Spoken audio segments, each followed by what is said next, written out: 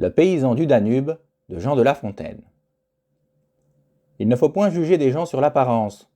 Le conseil en est bon, mais il n'est pas nouveau. Jadis, l'erreur du souriceau me servit à prouver le discours que j'avance. J'ai pour le fonder à présent le bon Socrate, Ésope et certains paysans des rives du Danube, hommes dont Marc Aurèle nous fait un portrait fort fidèle. On connaît les premiers, quant à l'autre, voici le personnage en raccourci. Son menton nourrissait une barbe touffue. Toute sa personne velue représentait un ours, mais un ours mal léché. Sous un sourcil épais, il avait l'œil caché. Le regard de travers, nez tortu, grosses lèvres, portait saillon de poils de chèvre et ceinture de jonc marin. Cet homme ainsi bâti fut député des villes que lave le Danube. Il n'était point d'asile où l'avarice des Romains ne pénétrât alors et ne portât les mains. Le député vint donc et fit cette harangue. « Romains, et vous Sénat assis pour m'écouter, je supplie avant tous les dieux de m'assister. Veuillent les immortels conducteurs de ma langue que je ne dise rien qui doive être repris. Sans leur aide il ne peut entrer dans les esprits que tout mal et toute injustice. Faute d'y recourir, on viole leurs lois. Témoins, nous que punit la romaine avarice. Rome est par nos forfaits, plus que par ses exploits, l'instrument de notre supplice. Craignez, Romains, craignez que le ciel, quelque jour, ne transporte chez vous les pleurs et la misère, et mettant en nos mains par un juste retour les armes dont se sert sa vengeance sévère, il ne vous fasse en sa colère nos esclaves à votre tour. Et pourquoi sommes-nous les vôtres? Qu'on me dit, en quoi vous valez mieux que 100 peuples divers? Quel droit vous a rendu maître de l'univers? Pourquoi venir troubler une innocente vie? Nous cultivions en paix d'heureux champs, et nos mains étaient propres aux arts ainsi qu'au labourage.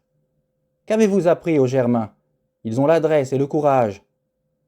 S'ils avaient eu l'avidité, comme vous, et la violence, peut-être en votre place ils auraient la puissance, et sauraient en user sans inhumanité.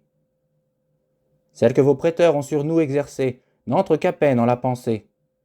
La majesté de vos autels, elle-même en est offensée. Car sachez que les immortels ont les regards sur nous. Grâce à vos exemples, ils n'ont devant les yeux que des objets d'horreur, de mépris d'eux et de leur temple, d'avarice qui va jusque à la fureur. Rien ne suffit aux gens qui nous viennent de Rome. La terre et le travail de l'homme font pour les assouvir des efforts superflus. Retirez-les, on ne veut plus cultiver pour eux les campagnes. Nous quittons les cités, nous fuyons aux montagnes, nous laissons nos chères compagnes. Nous ne conversons plus qu'avec des ours affreux, découragés de mettre au jour des malheureux, et de peupler pour Rome un pays qu'elle opprime. Quant à nos enfants déjà nés, nous souhaitons de voir leur jour bientôt borné. Vos prêteurs au malheur nous font joindre le crime. Retirez-les, ils ne nous apprendront que la mollesse et que le vice. Les Germains comme eux deviendront gens de rapine et d'avarice. C'est tout ce que j'ai vu dans Rome à mon abord.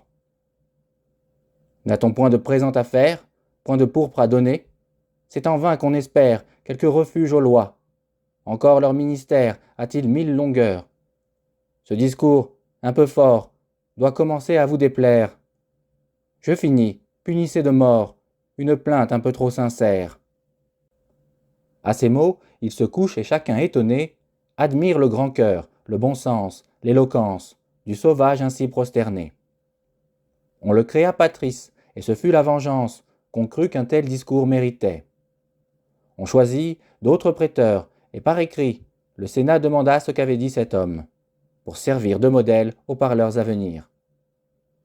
On ne sut pas longtemps à Rome cette éloquence entretenir. Merci d'avoir regardé cette vidéo, j'espère qu'elle vous a plu, et si vous l'avez appréciée, vous pouvez soutenir la chaîne en cliquant sur le pouce j'aime. Vous pouvez aussi vous abonner à la chaîne pour nous encourager à publier toujours plus de vidéos. Encore merci, et je vous dis à très bientôt sur Speakerty.